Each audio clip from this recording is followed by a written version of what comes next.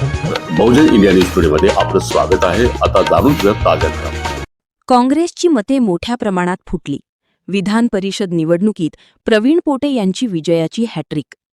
अमरावती स्थानिक स्वराज्य संस्था मतदारसंघाच्या विधान परिषद निवडणुकीत भाजपचे उमेदवार प्रवीण पोटे यांनी विक्रमी विजय मिळवत सलग तिसऱ्यांदा विधान परिषदेवर निवडून जाण्याची हॅट्रिक साधली आहे. पोटे यांनी तब्बल 390 प्रथम पसंतीची मते मिळवत प्रतिस्पर्ध्यांवर एकतर्फी विजय मिळवला. वंचित बहुजन आघाडीचे उमेदवार निलेश विश्वकर्मा यांना केवळ 31 मते मिळाली, तर महाविकास आघाडीचे काँग्रेस समर्थित उमेदवार हर्षजित देशमुख यांना एकही मत मिळू शकले नाही. त्यामुळे काँग्रेसची मते मोठ्या प्रमाणात फुटल्याची चर्चा राजकीय वर्तुळात रंगली आहे. मतमोजणी आज सकाळी 8 वाजता सुरू झाली. सर्वप्रथम वैध आणि अवैध मतपत्रिकांची छाननी करण्यात आली. एकूण 427 मतपत्रिकांपैकी 6 मतपत्रिका अवैध ठरल्या. त्यामध्ये 5 मतपत्रिका कोऱ्या होत्या, तर एका मतपत्रिकेवर चुकीची खूण आढळल्याने ती अवैध ठरविण्यात आली. त्यानंतर 421 वैध मतांच्या आधारे विजयासाठी 211 मतांचा कोटा निश्चित करण्यात आला. प्रत्यक्ष मतमोजणी सुरू झाल्यानंतर पहिल्याच फेरीत प्रवीण पोटे यांना 390 प्रथम पसंतीची मते मिळाल्याने त्यांचा विजय निश्चित झाला.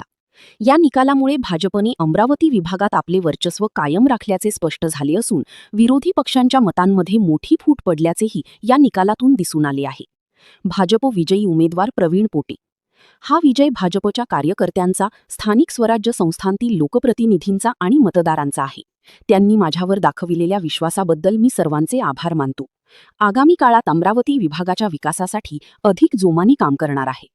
मनोज मेळी, अमरावती जिल्हा प्रतिनिधी, बहुजन इंडिया न्यूज टुडे. सर्वसामान्य जनतेचा बुलंद आवाज.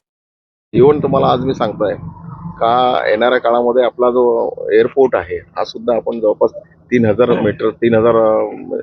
मीटरचा आपण त्याला रनवे सुद्धा तयार करतोय.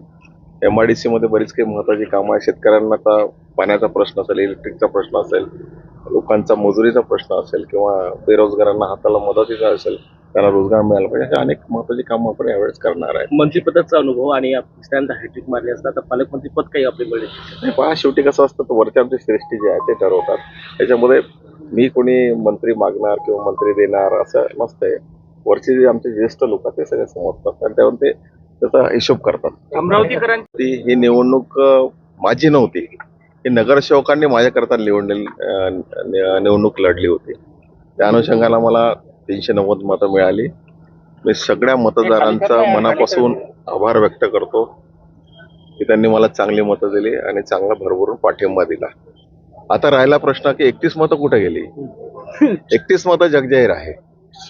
27 कोणाची होती, बहुजन आघाडीची किती होती ते जगजाहीर आहे. त्यामुळे सांगण्यासारखं काही राहिलेलं नाही आहे.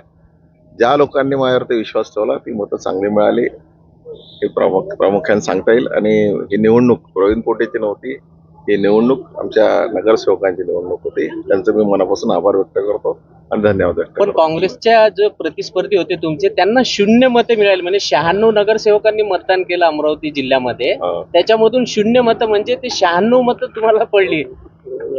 हा असा विषय असा आहे की हे तर काँग्रेसने आत्मपरीक्षण केलं पाहिजे की त्यांचा मतदार, त्यांचा जो उमेदवार आहे हा रिंगणातून बाहेरच गेला नव्हता, तरी सुद्धा काँग्रेसने त्यांना मतं देऊ दिले नाही. हा तर आत्मपरीक्षणाचा कार्यक्रम आहे. ऍक्च्युअली त्यांनी विचार केला पाहिजे. याच्यामध्ये मंत्री आहे, कॅबिनेट मंत्री आहे, या लोकांनी विचार केला पाहिजे की असं का केलं की एक सुद्धा मत ते काँग्रेसला देऊ शकले नाही आणि उलटे मतं थांबवून ठेवले.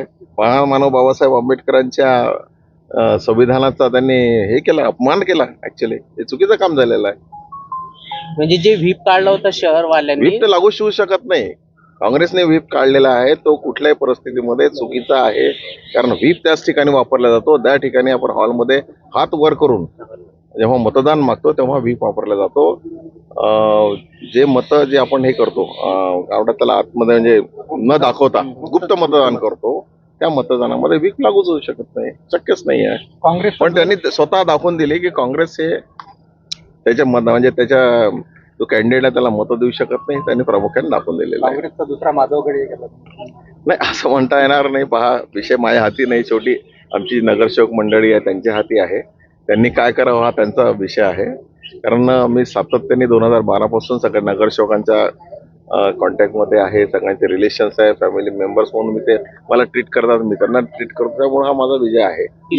तिसऱ्यांदा तुम्ही निवडून आले, आता काय विजन आहे पुढे? आता असं म्हणता येईल की आता मी 2014 पासून तर 19 पर्यंत जवळपास मी मंत्री म्हणून काम केलं आणि या जिल्ह्यामध्ये जो विकास केला, जवळपास नुसतं माझा एक पॅटर्न सांगितलं होतं कठोर रोडचं, पण अमरावती जिल्ह्यामध्ये जे काही तुम्हाला रस्ते दिसतात आहे देवेंद्रजी फडणवीस साहेबांच्या मार्फत किंवा नितीनजी गडकरींच्या मार्फत